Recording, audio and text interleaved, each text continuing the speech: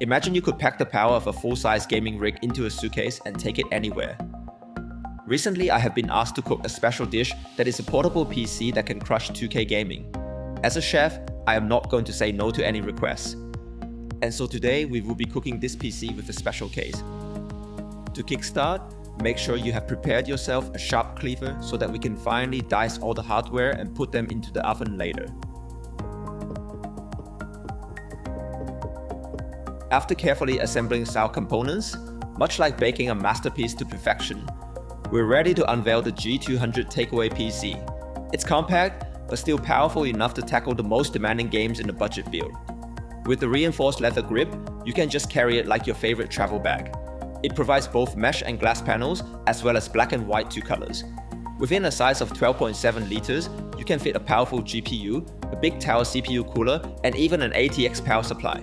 Inside this compact marvel, we've packed it with a 12th gen Intel CPU and an RTX 4070 GPU. It's like having your gaming cake and eating it too, wherever you go. And the cherry on top? All this gaming goodness comes in a package that weighs just 7.5 kilograms. So let's get right into the details. First thing first, we're putting the G200 side by side with the iconic Ncase M1 together with Pow Pow the cat. Let's dive into the nuances that set these contenders apart, focusing on their design philosophy and how it impacts your build and gaming experience. The G200 stretches slightly wider than the Ncase M1, a choice to accommodate beefier tower coolers. But vertically, the G200 and Ncase M1 are pretty much the same. The G200 opts for flexibility in CPU cooling, making some concessions on GPU size. This makes it an ideal choice for users who use CPU more intensively. And let's zoom in on some of the details here. The case front features a punch mesh plate, optimizing airflow directly into the power supply. The seamless integration of the top and front panels, crafted from a single steel plate, reduces the manufacturing cost so that it can keep the case affordable without compromising on durability. Peering under the case, you can see 3 cutouts, which is aiming to help you with front I/O cable management. At the same time, you can install 120mm fans, providing extra option for those opting for a single slot GPU or even GPU-less setup. Now let's start this build. First, we need to remove the power supply bracket by removing 4 screws on the top right of the case. This bracket only supports ATX power supply, so if you want to install a SFX power supply, you need to make sure you have the conversion bracket. And the next step is to remove the screws that are holding the front I/O plate. This will give us more accessibility when installing the GPU later. The front I/O plate features a brushed aluminum finish, and the cables are customized so that they are flat enough to give more GPU clearance in terms of the width. The top and the back of the case support 120 by 15mm fans, and so to max out airflow, I will be putting fans on these 2 locations. The fans that I'm going to use are from the same company that made the case, and I am setting the top to be intake and the back to be exhaust. And now for CPU, I've chosen Intel i5 12600KF that can handle everything from AAA titles to online games without breaking a sweat. And the foundation of our build is this Maxsun B760i DDR4 Wi-Fi motherboard. At around 200 AUD, it offers unparalleled price-per performance. Supporting dual Gen 4 SSDs for lightning fast storage solutions, lots of USB 2.0 and 3.2 ports, one Type-C Gen 2x2, AX211 Wi-Fi 6E, and even a clear CMOS button. Its power delivery is robust enough to even support a 13700K under intensive stress, a feature you rarely see at this price point. The ability to undergo 13th gen above CPUs also sweetened this deal, making this board a powerhouse for budget-conscious builders. Now let's get hands-on by installing the GPU. With the CPU in place, we will next remove the default bracket and install the thermal-right CPU contact frame. This upgrade isn't just about preventing bending. It introduced an additional layer for durability and stability to our build. There will be another benefit which I will talk about shortly. And I'm choosing the Samsung 980 Pro 1TB SSD as the main drive, and I pair it with a thermal-right heatsink because the motherboard doesn't come with one. This combination not only ensures peak performance through optimal thermal management, but also adds a touch premium look to our build. And finally, for memory, I prefer something that's low profile, and so I'm using a pair of Kingston Fury Beast DDR4 non-RGB RAM.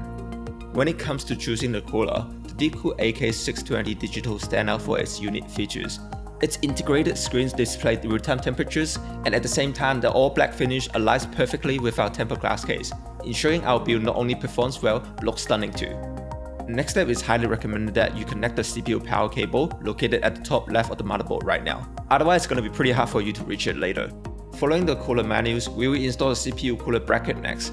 Given the substantial size of the AK620 in our compact setup, it's essential to ensure the bracket is fastened securely. Now, it's time to carefully mount the motherboard inside the case. Given the heft of our cooler, it's critical to secure the board with all 4 screws to prevent any movement during transport. With the paste supply, we're ready to chuck this beefy tower in our compact case now. Now it's time to choose a power supply. With the GPU in place, our case accommodates a power supply up to 14 cm. I've narrowed down the power supply choices to the SFX-L Seasonic SGX 650 watts and the ATX size cutting-edge Focus 1000 watts with brand new ATX 3.0 standard. At first I was trying out how it felt like if I installed the ATX power supply in the case, and it turns out there will be a few drawbacks with it. One notable issue was the restricted airflow for the CPU cooler. As you can see, there is only a tiny gap for air intake next to the power supply. You will also have a little gap between the power supply and the GPU, which might be a bit of an issue for cable management. And with only 20mm left at the back, accommodating a 3.5-inch hard drive becomes impractical. All these factors made me stick with the SFX-L power supply, because it's not noisy, and also I don't need to compromise like the ATX one. At the time of posting this video, the highest AMD GPU in this case can support is the 7900 XT Founder Edition. And if you're Team Green, RTX 4070 Ti Super is the best alternative. But I think the best card to put in this case would be the RTX 4070 here. Some of the 4070 models still use 8-pin connectors, and at the same time they only use 200 watt, which will be very favorable in terms of thermal performance. The best model I think is the Dual series from Asus, which I consider is the best looking card of 4070. Although at the end I still picked the 3-fans Windforce model, it just has a better price for our budget. Installing the big GPU might be a bit challenging, but a handy tip is to remove the bottom panel of the case so they can have more access to it. With all components securely fitted inside this case, our compact gaming PC is almost ready for action. But I failed the final step of closing the glass panel. The Deepcool cooler is just slightly too tall that is touching against the side panel. If you are using the mesh panel, it will give you a few more millimeters closer, but the rigid and thicker glass panel leaves no room for compromise. At the moment, the only available tower I have that can fit in is the Noctua NH-U12A. Fortunately, thanks to the design of the case, we can easily access the back of the board to replace the cooler bracket and adding an additional SSD. Another design perk is the cutout that simplifies GPU release. Here is another benefit of using the CPU frame. If you're replacing the CPU, you can wipe out the place easily and clean and create no mess. Now I can finally close the glass panel and finish this takeaway PC build. Turning to performance, with everything set as default, this is the result of our setup in Cinebench 2024. And I did a CPU plus GPU stress test here with both glass panel off and on as a comparison. We can see that after putting on a glass panel, the GPU only increases by 1 degree, and even though the CPU increases by 8 degrees, it still does not trigger any thermal throttling. The stress test is only for extremely rare case.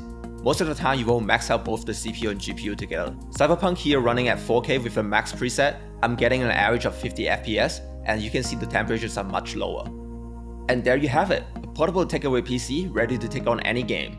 Thank you for joining me on this build adventure. Don't forget to like, subscribe and hit the bell icon for more reviews.